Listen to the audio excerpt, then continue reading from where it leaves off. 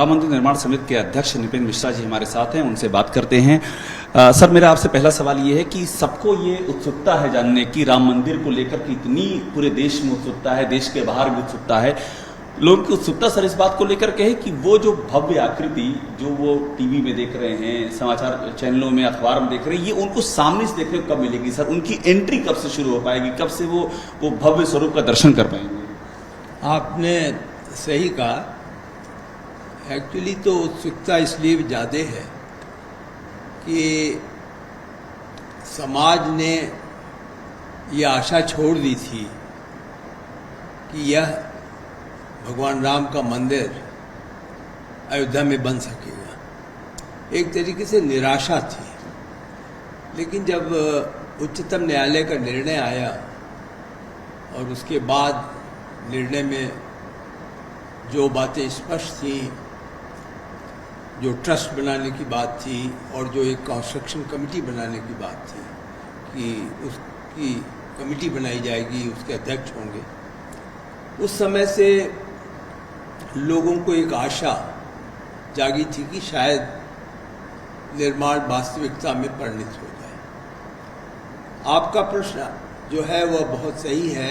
लोग आप उत्सुक हैं कि जो ग्राउंड फ्लोर है मंदिर का, देखिए इसमें ग्राउंड फ्लोर है, फर्स्ट फ्लोर और सेकंड, तो फर्स्ट स्टोरी, सेकंड स्टोरी, और लगभग आप समझे ग्राउंड लेवल से जहाँ की मंदिर का गर्भगृह होगा, वहाँ से शिखर की ऊंचाई करीब 161 फीट है। तो उस मंदिर का जो ग्राउंड फ्लोर में 5 मंडप हैं और गर्भगृह है और भगवान की स्थापना प्राण प्रतिष्ठा होगी। तो वर्तमान जो हमारा कार्यक्रम है उसके अनुसार दिसंबर 2023 तक हम निर्माण कार्य इस स्तर तक ला सकेंगे कि वहाँ श्रद्धालु जा सकेगा और भगवान को उनके नए मंदिर में दर्शन हो जाए। यहाँ पर आपको रोकूंगा, बहुत महत्वपूर्ण चीज आप बता रहे हैं। जो भी आपके इस इंटरव्यू को श्रद्धालु देख सुन रहे हैं वो इस बात का इत्मीनान कर लें कि दिसंबर 2023 तक वो जाकर के भगवान के दिव्य स्वरूप का दर्शन कर सकेंगे। ग्राउंड फ्लोर का जो काम वो पूरा हो जाएगा। मैं थोड़ा सा इसमें संशोधन करूंगा। निर्माण कार्य पूरा हो जाएगा, प्राण प्रतिष्ठा का कार्यक्रम शुरू हो जाएगा, लेकिन प्राण प्रतिष्ठा जो है वह जो हमारे इस ट्रस्ट के सदस्यगण हैं उन्होंने यह निर्णय लिया है कि मकर संक्रांति के बाद प्राण प्रतिष्ठा की अंतिम तिथि होनी चाहिए। तो आप अंदाज़न समझ लें कि 15 जनवरी 2024 से 24 जनवरी 2024 तक वहाँ पर प्राण प्रतिष्ठा होकर भगवान के जो सैंक्टम सैंक्टोरम या गर्भगृह है वो श्रद्धालुओं के लिए खुल जाएगा। तो वास्तविकता यह है कि श्रद्धालु लगभग 24-25 जनवरी 2024 तक वहाँ पर मंदिर में जाकर सीधा दर्शन कर सकें। 24-25 जनवरी 2024 आपने एक डेट दी। प्राण प्रतिष्ठा की आपने बात कही, जानकारी मिली उसमें बहुत ही भव्य करने की तैयारी है। शायद 7 दिन तक वो पूरा कार्यक्रम चलाने की योजना है और जानकारी ये भी है कि प्रधानमंत्री स्वयं वहाँ मौजूद होंगे प्राण प्रतिष्ठा के लिए। देखिए, ट्रस्ट ने यह निर्णय अपनी पिछली बैठक में लिया है कि वह लोग प्राण प्रतिष्ठा के अंतिम दिन आदरणीय प्रधानमंत्री जी को आमंत्रित करना चाहते हैं। संभवतः ट्रस्ट की तरफ से जो जनरल सेक्रेटरी हैं या जो अध्यक्ष जी हमारे हैं नृत्य गोपाल दास जी, उनके हस्ताक्षर से पत्र अब जाएगा और फिर प्रधानमंत्री कार्यालय को तिथि निश्चित करनी होगी। एक उसी से जुड़ा हुआ प्रश्न यह भी है जो आपने पूछा कि क्या प्राण प्रतिष्ठा कार्यक्रम के पहले जो कार्यक्रम होंगे उसका व्यापक स्वरूप होगा। यह तो सही बात है कि कुल औपचारिक कार्यक्रम लगभग 7 से 10 दिन का होता है।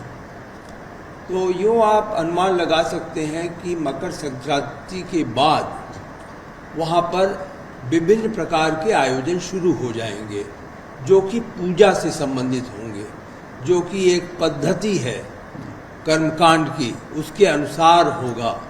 और इसके बारे में एक समिति बनाई गई है जिसमें श्री चंपत राय जी जो हमारे जनरल सेक्रेटरी हैं और स्वामी गोविंद देव गिरी जी जो कोषाध्यक्ष हैं ट्रस्ट के, यह 2 लोग अंतिम स्वरूप देंगे कि कौन सी पद्धति से यह कार्यक्रम अपनाया जाएगा और किस आकार में या किस विस्तार से इस कार्यक्रम को हम ले जाएंगे जिस दिन की अंतिम प्राण प्रतिष्ठा होगी। लेकिन यह अवश्य सभी की एक तरीके से राय है, पूरे ट्रस्ट की राय है कि यह कार्यक्रम जो है वह पूरे हिंदुस्तान में ही नहीं, बल्कि प्रयास यह होना चाहिए कि विदेशों में जो हमारे दूतावास हैं वहाँ पर भी इसकी सुविधा हो कि देख सकें लोग देख सकें। तो इस प्रकार का एक कम्युनिकेशन सिस्टम जो होगा उसके बारे में चर्चा हो रही है और ये जो कमेटी बनी है 2 सदस्यों की, यह लोग इसको आगे ले जाएंगे। सर एक बात और आपसे सुनना चाहूँगा, मैं आपसे जो भी पूछ रहा हूँ वो सब जन आकांक्षाओं से जुड़ा हुआ है। ये बात भी सामने आ रही कि उसका जो मुख्य द्वार होगा सर, वो स्वर्ण आच्छादित होगा। इस तरह की बातें भी सामने आई हैं ताकि वो मतलब इतिहास में सबसे ऐसा हो कि न भूतो न भविष्यति। तो ऐसा कुछ है क्या कि स्वर्ण आच्छादित द्वार? आपकी सूचना आंशिक रूप से सही है। जो गर्भगृह होगा, गर्भगृह के जो दरवाजे होंगे, जो एक मुख्य द्वार होगा भगवान का और 2 अन्य द्वार होते हैं जो कि वास्तु से और जो नागर शैली मंदिर की होती है उसमें पद्धति के अनुसार वो बनेंगे और वो महाराष्ट्र से टीक वुड जो आ रही है महाराष्ट्र प्रदेश से, उसके बनाए जाएंगे। उसमें कार्विंग होगी। उस कार्विंग पर पूरा उसी प्रकार की कार्विंग स्वर्ण की भी होगी और वह स्वर्ण का जो स्वरूप है वो दरवाजों पर लगेगा, गर्भगृह के दरवाजों पर। और उसके बाद जो अगला गुरु मंडप है उसमें जो दरवाजे हैं उसमें भी यह विचारधारा है कि बहुत भक्त लोग जो हैं वही लोग ही स्वर्ण दे रहे हैं। ऐसा नहीं है कि इसके लिए कोई ट्रस्ट से अलग से खर्चा हो रहा है, बल्कि ऐसे लोग हैं जो पूरा चाहते हैं कि वह उनके योगदान से स्वर्ण की ये लेयर बन सके। और इसी प्रकार की स्वर्ण की व्यवस्था शिखर पे होगी, जो मैंने अभी आपको बताया कि 161 फीट ऊंची है। उस शिखर को भी स्वर्ण से निखारा जाएगा। सर एक सवाल आपसे मैं और लूँगा कि आप लोग जिस इस पूरी राम मंदिर की भव्य परियोजना पर काम कर रहे हैं, ये भी सर कहा जा रहा है कि ये कालातीत होगी, यानी कि ऐसा होगा कि आप किसी भी समय मतलब आप इसकी स्मृतियों को कभी भी हजारों हजार साल तक ये स्मृतियाँ संरक्षित रहेंगी। जो हम लोग फिल्मों में टाइम कैप्सूल जैसी चीज़ें देखते हैं कि ये स्मृतियाँ कभी नष्ट नहीं होंगी, ऐसा भी कुछ आप लोगों ने प्लान किया हुआ है? देखिए, भारतवर्ष में अनेक मंदिर हैं हमारे जिनका काल अगर देखा जाए तो लगभग 800 से 1000 साल से वो हैं और उनका रखरखाव और उनकी जो वर्तमान स्थिति है उसको यह कहा जा सकता है कि जो भी इंजीनियरिंग उस समय रही होगी, जो भी यंत्र इस्तेमाल किए गए होंगे, वह इस आशय के थे और इस आशा के थे कि एक इनका जीवन जो है वो एक लंबा 1000 साल 1200 साल का होगा।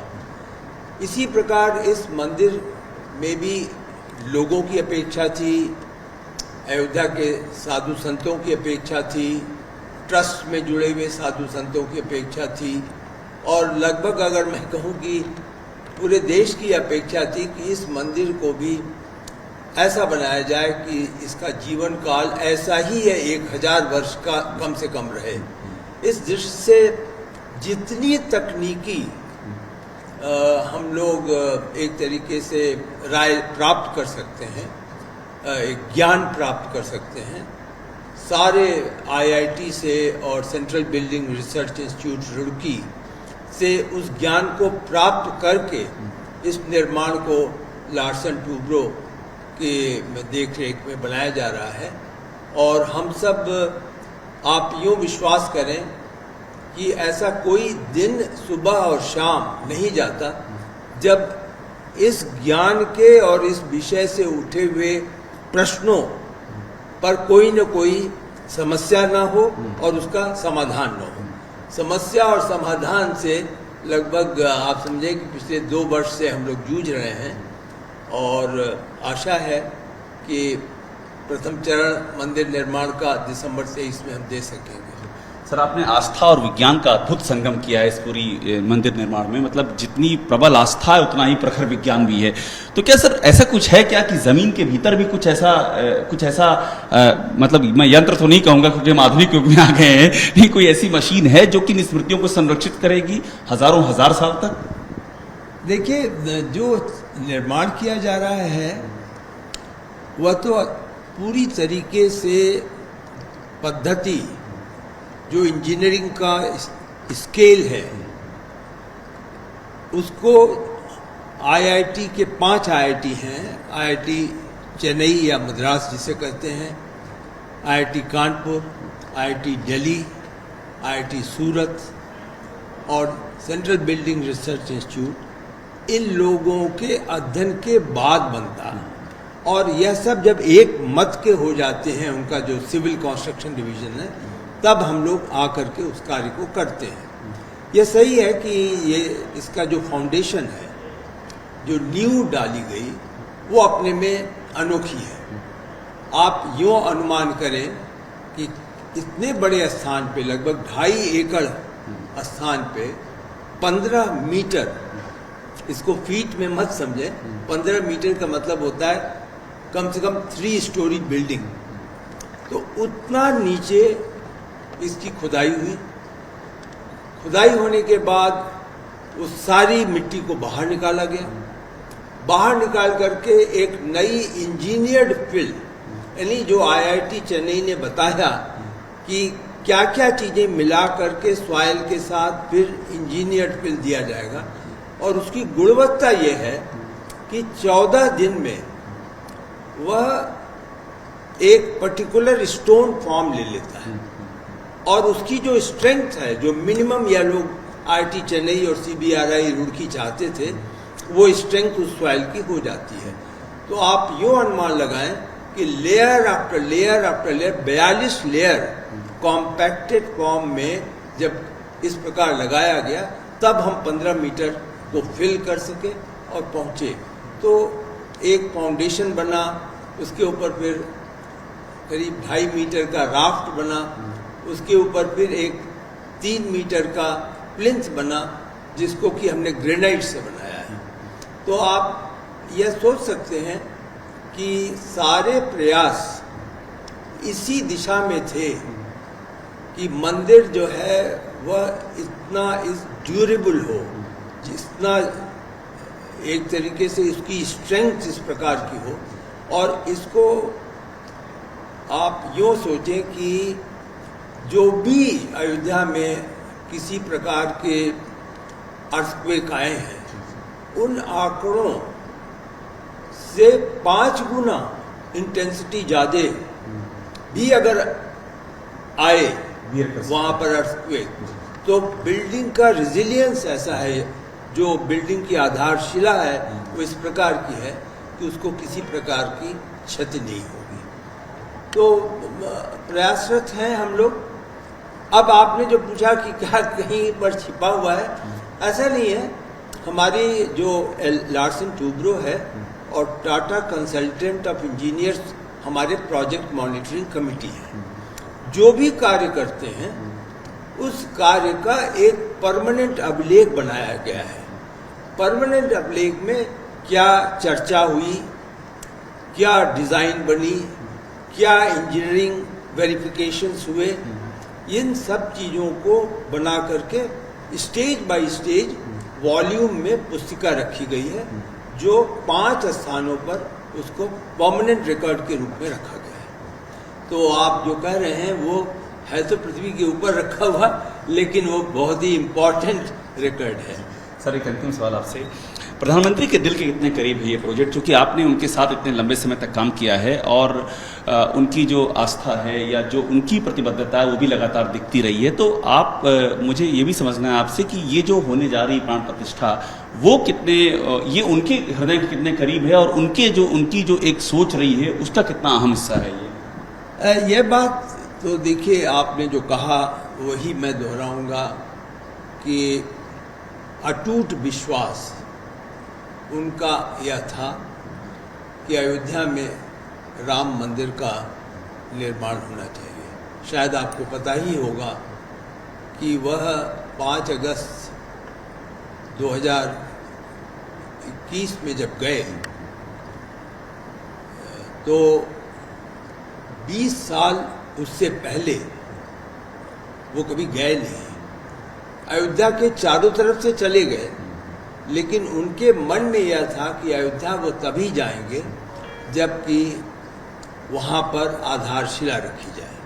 इसी कारण से वह 5 अगस्त को गए उस वर्ष में, और हम लोग चाहते हैं कि चूंकि अब निर्माण का प्रथम चरण पूर्ण होगा, यदि वो आएंगे तो हम लोग का सौभाग्य होगा। बहुत शुक्रिया सर, बहुत शुक्रिया बात करने के लिए। निपिन मिश्रा जी हैं, दिन रात इस मिशन में लगे हुए हैं और जैसा कि मैंने कहा कि इसको आध्यात्मिक और वैज्ञानिक इनके अद्भुत मेल के जरिए इस ऐतिहासिक प्रोजेक्ट को पूरा कर रहे हैं, पूरा करने में लगे हुए हैं। और 2024 की जनवरी में आम दर्शकों के लिए, ये आम भक्तों के लिए, पूरे देश दुनिया भक्तों फैले हुए भक्तों के लिए बहुत ही बड़ी खुशखबरी है कि उनको रामलला के भव्य दर्शन करने का अवसर प्राप्त होगा। कैमरा मुकेश यादव के साथ अभिषेक उपाध्याय, एबीपी न्यूज, दिल्ली।